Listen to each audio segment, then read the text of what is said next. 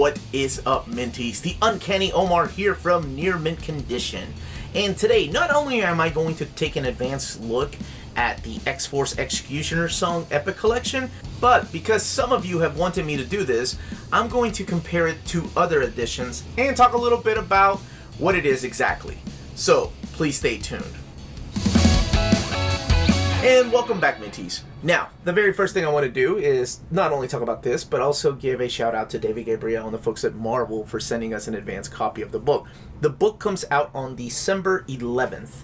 You can find it at places like cheapgraphicnovels.com, instocktrades.com, or your comic book stores, and then a couple of weeks later at places like Amazon and Barnes & Noble. Now, with this video, I normally do a quick little rundown of what exactly is coming out on December 11th, which would be this Epic Collection right here. However, some of my viewers are a little confused as to what exactly is X-Cutioner song and why it's been collected before and which format they should get it. So I wanted to talk just a little bit about that. So first of all, let's talk about the event. And just in case you're new to the channel, I do refrain from talking about spoilers. So in 1993, right after Jim Lee, Whilce Portacio, and the Image guys all left Marvel to go and do Image Comics, Marvel was left with this idea of the origin of Cable, right? There were a lot of rumors going around. I'm not even going to talk about that.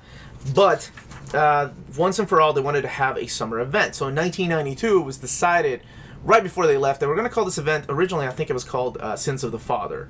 And it was going to be a 12-part event that would focus on the character of Cable and talk about his origin. And then, you know, everybody got involved. Peter David, Fabian Nicieza, who was the scripter at the time for X-Force, they all got involved and were like, okay, how about we make it a huge event? So when the Jim Lee and Whilce Portacio people left, they had to quickly wrap up all these ideas and put them together. So Scott Lobdell joined in along with Peter David and, like I said, Fabian Nicieza, and together they came up with a new title, X-Cutioner Song. Not only that, but they also wanted to jam-pack it with all these villains from the X-Men's past, all coming together, fighting against the X-Men. So that's what this event was. All of these came in a nice little poly bag with a little trading card. So yes, I'm one of those monsters that opened up the poly bag and actually read my comics. And they all came with like additional little cards. Now, the event has been collected before. In the early aughts, there were a couple of trade paperbacks that were released, and you know, those weren't built that great. Fast forward to 2011, and we got a brand new edition. This is the oversized hardcover. It is out of print, but this contains the whole event. Like I said, it was a crossover event between the pages of X-Factor, X-Force, Uncanny X-Men, and X-Men. And this collects that entire event. Now, since this is out of print, there's a new printing of a trade paperback that was available, as well as the new milestones. And of course, milestones are the X-Men milestones, collect the events. So as a matter of fact, this is 368 pages right here. The exact same amount of pages that are found in the oversized hardcover. As a matter of fact, this is an exact replica of the hardcover, other than the fact that it's smaller size. So you get oversized artwork in this, and in this that's still in print, you get the standard size artwork. So now let's talk about what these books collect. Well, both the hardcover and this collect Uncanny X-Men 294 to 297, X-Factor 84 to 86, X-Men 14 through 16, X-Force 16 through 18, and Strive's Strike Files number 1. The only thing that has not been printed is the What If. But that's just being a nitpicker. There is wonderful artwork in here, by the way. If you've never read this, you got Andy Kubert, you've got Greg Capullo, Jay Lee, and Brandon Peterson, all who went on to do these grander things after X-Men. Wait, it doesn't get grander than X-Men. Is that a real word, grander? More grand. That's what I meant. Uncanny Omar talked pretty one day. So now let's move on to the X-Factor Epic. We'll talk about epics and then move on to the advanced overview of X-Force. So, if you're wondering what an epic collection is, I did an overview of that, but just a really quick recap. It's a collection of Marvel's best stories done in a chronological order. However, they're not released in chronological order. This is Volume 8, and it collects the years 1992 to 1994, and collecting X-Factor 84 through 100 and annual number 8. Now, the big hoorah here is that it collects issues of the X-Cutioner song, but it doesn't contain the entire event. It just collects the X-Factor parts. So what they do is they give you a quick synopsis before each page.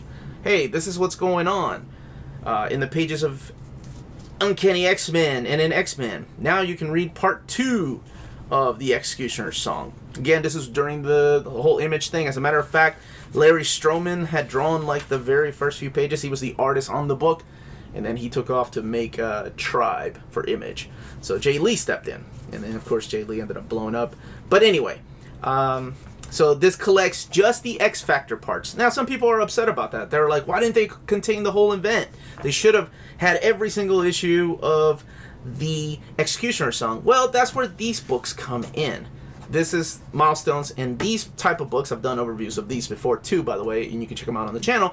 These collect just the X-Men events, whereas Epics collect the stories that were printed originally. So, I mean, they had two choices, right? They could have left out the issues of X Factor, and then everybody would have been pissed. Or they could have included the issues of X-Cutioner's song, and then left out other issues of X Factor, and then everybody would have been pissed. They made the right call on this, and that is just include the issues of X Factor, the 3 issues, and then give a little synopsis as to what happened in the other parts of X-Cutioner's song. Now, let's move on to the X-Force Epic Collection, X-Cutioner song. The whole reason I'm doing this episode. This is Volume 2, collecting the years 1992 to 1993, and it also, keep in mind that X-Force was originally New Mutants, and then it changed the title into X-Force after New Mutants number 100. But this particular volume collects Cable, Blood and Metal 1 and 2, Uncanny X-Men 294 to 296, X-Factor 84 to 86, X-Men 14 through 16, X-Force 16 through 19, Strife Strike Files number 1, and that was a one-shot, and New Warriors 31. And I'm sure just looking at that, you could already tell that this collects the entire event. So the question is, okay, these are the wonderful issues of Cable, by the way. If you've never read the series, it is so freaking badass. So the questions I'm sure you guys are having is like, wait a minute, why didn't they collect the whole event in X Factor, but they collected the whole event in X-Force? Well, that's because X-Cutioner's song is really a Cable and X-Force story. It is the origin of Cable. It's the origin of Strife, and it really centers around X-Force and how they're being, okay, this is a little spoiler, they're being hunted down by all the X teams. So it really, really mattered to include each one of the issues, not just the X-Force issues, because a lot of things happen in between. And I think they made the right call on this one, because yes, they could have put synopsis there, but there were important parts in X Factor where it focuses on Strife. There were important parts in Uncanny X-Men where you kind of got the relationship of Mr. Sinister with the Summers line. So I think it was very important to include the whole story in here. Now, let's move on, because this also includes the Strife Strike Files, and then, of course, New Warriors 31, which anytime I ever see New Warriors in a collection, it gives me some kind of hope that we'll have a New Warriors Omnibus Volume 2. One of the greatest series ever. If you've seen my top 10 favorite omnibuses, you know that I included it in there. And then we have the aftermath of the X-Cutioner song, all with the wonderful talent of Greg Capullo, by the way. And there we go. This is one of the best issues of any X-Men title ever. It is the confrontation between Sam, Cannonball, and Professor Xavier, and how X-Force just kind of become their own team. They no longer want to be under the shadow of the X-Men, and I think it was wonderful the way that this was done. We have all new costumes designed by Greg Capullo, who eventually went on to do Spawn and then Batman, of course. But before that, he was on Quasar, one of the greatest superheroes ever. You've got this wonderful scene right here with Professor X. You just have to read it for yourself. It is amazing. Written all by Fabian Nicieza. Here's all the extras in the back. Now, this book right here is 496 pages, almost 500 pages. Now, here's the poly bags I was talking about, that the original issues, these right here, came in, and they have the cards. These were contained in the poly bag and in the back of the cards. You can feel free to cut these out if you want to. No, I'm just kidding. And then the original trade paperbacks I was talking about that were released in the early aughts. I used to have this one, actually, because I love that Joe Mad cover. And Sadly, it fell apart on me, so I'm glad I ended up with the oversized hardcover. And then this is the original trade paperback introduction that was done in 1994. I think that was this cover right here, if I'm not mistaken. And then just stuff from the swimsuit issues that were going on at the time. So basically, this collects the 2 issues of Cable, as well as New Warriors 31 and X-Force number 19, whereas both of these just collect the X-Cutioner song event. The 2 issues of Cable were also found in this omnibus right here, as well as the Cable Classic Volume 1. And New Warriors 31 and X-Force number 19 were collected in this omnibus right here, Deadpool and X-Force. And comparing it to this is the entire event where this only has the X-Factor parts. So you can collect these any way you want to. If you are just interested in the event, you can get this 368-page trade paperback.